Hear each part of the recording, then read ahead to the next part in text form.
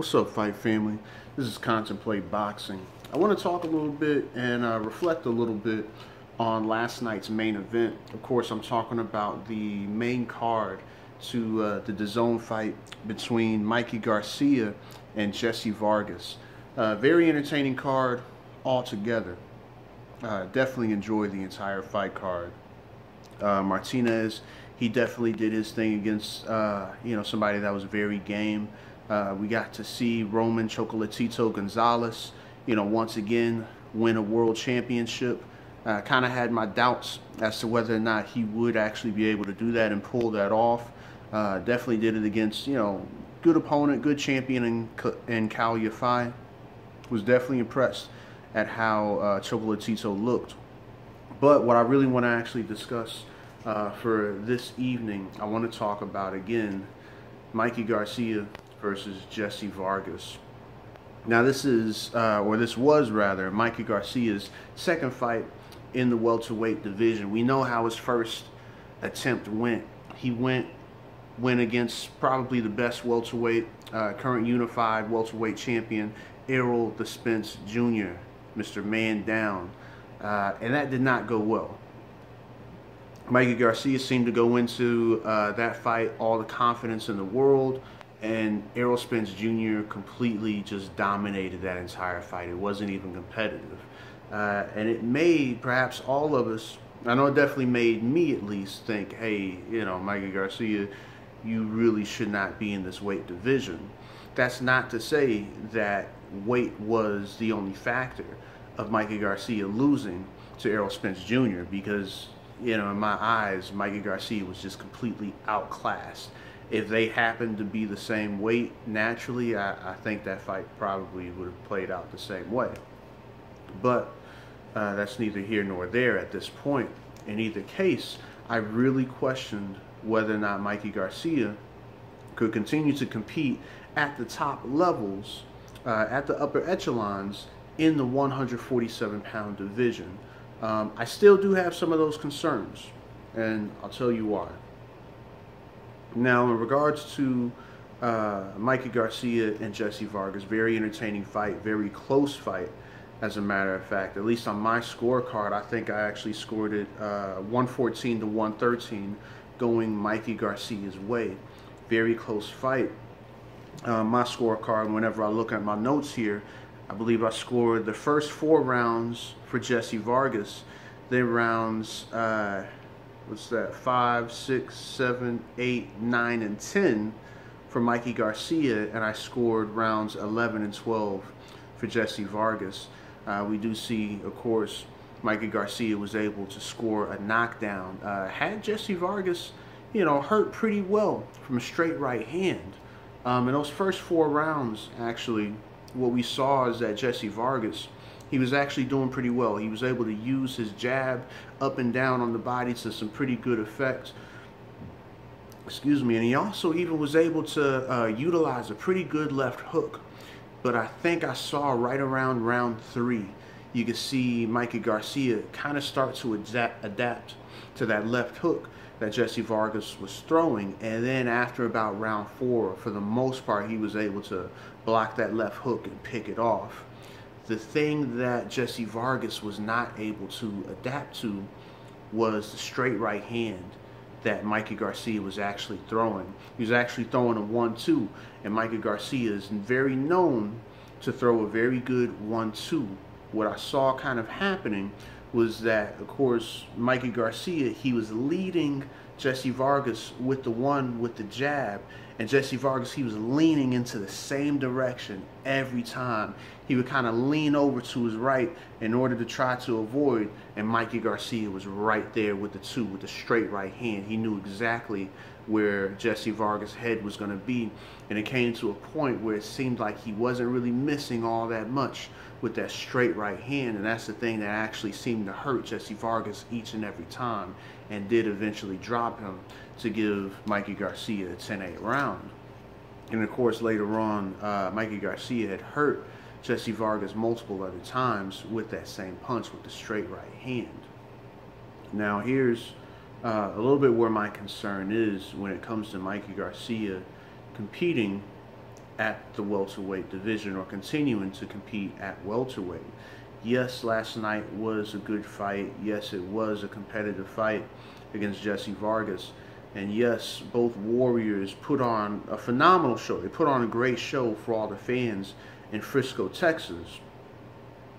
But with that being said, Jesse Vargas is not among your top 5 or top 6 elite. Well, maybe top 6. We could probably make that argument. But he's not among your top 5 elites in the welterweight division. Mikey Garcia is saying that he wants to win a world title in a 5th division. Well, your current title holders, happen to be Errol Spence Jr., Manny Pacquiao, and then I believe Terrence Crawford. Of course, Errol Spence Jr. is the unified champion. We already saw how that fight went. I don't see a rematch happening. I don't think you could sell a rematch right now between Jesse Vargas and Errol Spence Jr. So now, you have a choice between Manny Pacquiao and Terrence Crawford. I don't see there being much chance of a Terrence Crawford versus Mikey Garcia fight happening. Maybe Manny Pacquiao versus Mikey Garcia will happen. But in the event that he can't get a fight with those champions, well, he may have to fight another welterweight. Jesse Vargas is not a natural welterweight. Jesse Vargas, I believe, is more a natural 140-pound fighter. And I think that may be one of the reasons why Mikey Garcia chose this particular fight with Jesse Vargas. This is somebody who is naturally smaller than the other individuals in the division. This is somebody who does not naturally have big pop. This is somebody who, aside from the Humberto Soto fight, struggled against his last 2 opponents and scored a draw against his last 2 opponents. So I think that Jesse Vargas was somebody good to come back against coming off of the Errol Spence Jr. loss. Not to say that Jesse Vargas is an easy tune-up or an easy fight for anybody, but I think Mikey Garcia may have been a little bit more careful in his opponent selection at his 2nd fight at welterweight than he was in his 1st fight at welterweight. In all honesty, Jesse Vargas should have been his very 1st fight at the division instead of the 2nd fight. The way that Mikey Garcia seemed to have some trouble with Jesse Vargas, he can't afford to have that same trouble against somebody like a Sean Porter, against somebody like, a Danny Garcia. I don't think he can afford to have that same trouble against an older Manny Pacquiao. I think he definitely can't afford to have that same type of trouble against somebody like Keith Thurman. Keith Thurman's not a champion, and he'll be coming off a long layoff himself, and he's not nearly as active. But I don't think he can afford to have that sort of trouble with him. Can't afford to have that sort of trouble against a Terrence Crawford. I don't even think he can afford to have that same sort of trouble against a gentleman like Yordenis Ugas. Currently, just based off of looking at last night's performance, I have a lot of difficulty seeing Mikey Garcia beating anybody in that top 5 of that particular division. But, I can always be wrong. I love when fighters prove me wrong, and I love when my predictions go wrong, and I'll be the first to admit they often do. That's one of the things that I love about boxing. So if Mikey Garcia, if he stays at the welterweight division, hopefully he proves me wrong. Hopefully he continues to do great things. Now, where would I like to see him go from here? Well, if Mikey Garcia is adamant about staying in the welterweight division and competing in the welterweight division, if he can't get the Manny Pacquiao fight that he's been saying in interviews that he wants to pursue, well, I would really like to see him finally get in that Terrence Crawford fight that has kind of been teased back and forth, for the past few years. They have amateur history together, if I remember correctly. I know even Robert Garcia and Terrence Crawford, some years back, they kind of met up. They ran into each other at a fight, and they kind of had discussions, about a potential matchup and what happened in the past in the amateurs. And I think that would be something that's real good to see. Terrence Crawford has had trouble, getting fights for himself. Maybe this is something that Mikey Garcia, Eddie Hearn, and Bob Arum can actually work out. Who knows? I kind of doubt that will happen, because in the interviews, Terrence Crawford seemed to be kind of last on the list whenever Mikey Garcia was talking about potential opponents. He said Manny Pacquiao's name a lot, and didn't really say too much about Terrence Crawford. He mentioned him, but he didn't really say his name all too much. So I think that he's willing to fight Terrence Crawford, but I think that it's not a fight that's going to actually happen very easily. But we'll see what happens. But that is what I would like to see. Now, if that can't come to fruition, then what I would like to see instead, I prefer that Mikey Garcia go back down to 140. If he's not going to fight a gentleman like Devin Haney, which that's not likely to happen anytime soon, I don't think, then I would like to see him fight the winner between Regis Prograis and Maurice Hooker. I think that definitely would be a very interesting and very appealing fight. So I'm very interested to see how things continue to progress for Mikey Garcia, whether it be at 147 or even 140.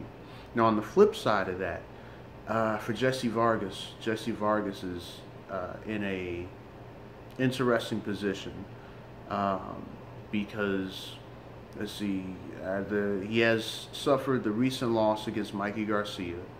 Of course, he defeated Humberto Soto, which nobody expected him to lose to Humberto Soto.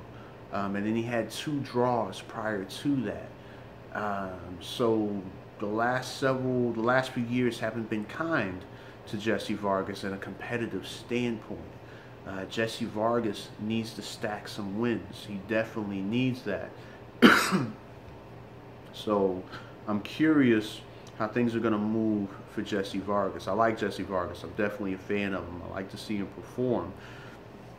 And I think he seems like an overall just good guy, and he's good for the sport. I enjoy watching his interviews, and I want to see Jesse Vargas be very successful as well. So I'm very curious how Jesse Vargas is actually going to move forward with his career, what opportunities will be available to him as he continues to progress. But anyhow, Fight Family, let me know what you think, what your thoughts are, how you kind of saw last night play out, what you would like to see Mikey Garcia do, what you would like to see Jesse Vargas do going forward. There's been a lot of good fights that have been happening, and I hope all of you have been enjoying those fights. Hey, if you get a chance, please like my video, subscribe. Definitely, please drop your comments, drop your thoughts, whether it's in agreement, whether it's in disagreement. Tell me that you agree, disagree, and tell me why. Let's have some, pretty good discussion. All right, hey, peace. God bless.